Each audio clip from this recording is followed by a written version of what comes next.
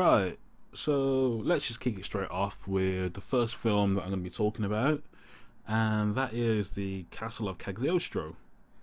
Now, this film is not part of the Studio Ghibli banner, however, it does have the distinction of being Hayao Miyazaki's first directorial debut. Well, of course, his directorial debut because it's his first. So, his first feature film. And this is pretty much where it kind of started for him in terms of the actual directing and writing of a film. And a lot of the themes you'll see, the direction, the art style, the kind of story style, all tends to kind of come from this first film. And what can I say? I love it. I absolutely love this film. It's one of the few Hayao Miyazaki films I have watched a lot, and it's one of the few Hayao Miyazaki films that I do tend to watch dubbed.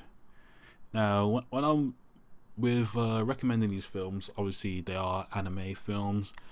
All of Studio Ghibli's films have been dubbed into English, with a lot of high-profile actors that have actually stepped into the roles to do the dubbing for the localization of the films. So by all means, watch them dubbed, because all the Studio Ghibli films do sound really good in dubbed. There's not really much difference in terms of the actual dialogue. The actors all do a really good job in terms of the roles that they've been given. So this is one of the few times I will not be a snob and say no, you must watch this subbed and watch the subtitles. They are in English. All these films do come in English. They all have English dialogue, and I'm not gonna say you can't watch it. I will highly suggest you do watch it, both in Japanese and in English, or if you just want to watch it straight in English, that's perfectly fine. I am fine either way with either or, because they are both very acceptable to me, and it's quite interesting to see the different kind of voicing style, and especially with animation, when you watch things in two different languages, it's quite interesting to see how an actor does reacts in certain different ways, which I find quite interesting on my part as an actor. But yeah, definitely watch it dubbed. I'll highly suggest it. So in terms of the actual synopsis of the film, the Castle of Cagliostro, so we have our gentleman thief, Lupin III, and he robs a casino at the start of the film. And while he's getting away with all this money, him and his partner realise that they're counterfeit. Now, this pretty much opens up a massive can of worms, because with counterfeit money, then they decide to go to a little country called Cagliostro, where apparently the source of this counterfeit money is. So they go to Cagliostro, and while getting there, they end up attempting to, they run into a runaway bride, Clarice. And with Clarice, she's running away from the count who she's betrothed to. Clarice is the princess of Cagliostro, and the count wants to marry into the family, obviously to take over the entire country. So this is pretty much where our story starts, and we have a lot of great supporting characters. The Count is the dastardly Count as always.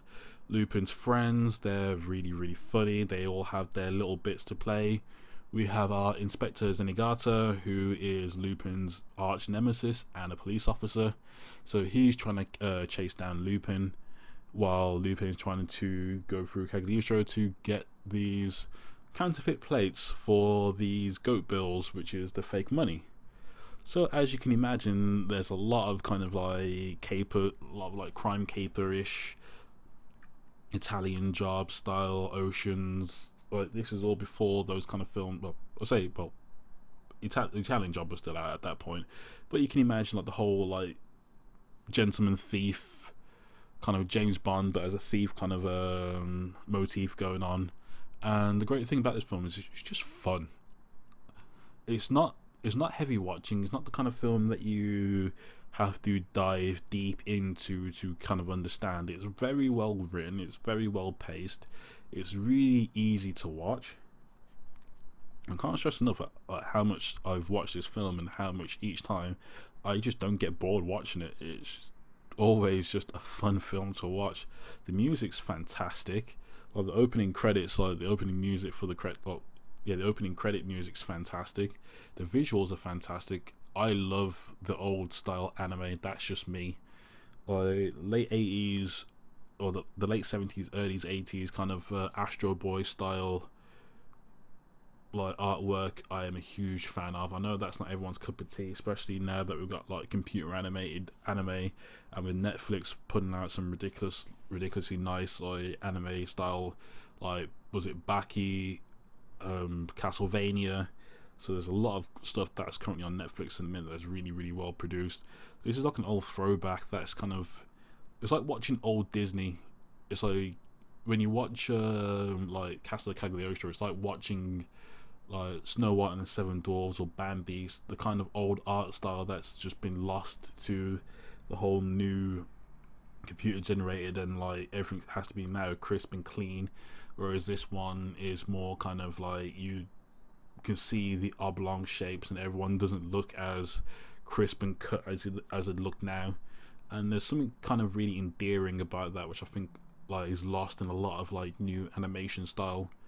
And yeah, I would highly suggest you watch this film, because to see where Hayao Miyazaki started off with and how Studio Ghibli from this point or from that point onwards like grew, like it's absolutely incredible to see the startling growth of that kind of art style as well as that kind of storytelling. And this is the film that pretty much like kicked it all off. So Casa de Cagliostro is a huge, like, I highly recommend this film. Highly recommend it. Go watch it. Go watch it now. Now's too late. Go watch it 5 minutes ago. If you like this video, like, subscribe, comment down below. Tell me your favorite Studio Ghibli film, or your favorite anime film for that matter, because at some point I will be going through some of my favorite animated films or anime films from Japan, and you might even spill into animated films in general. So yeah, let me know in the comments below. Have a great evening, and I'll catch you in a bit.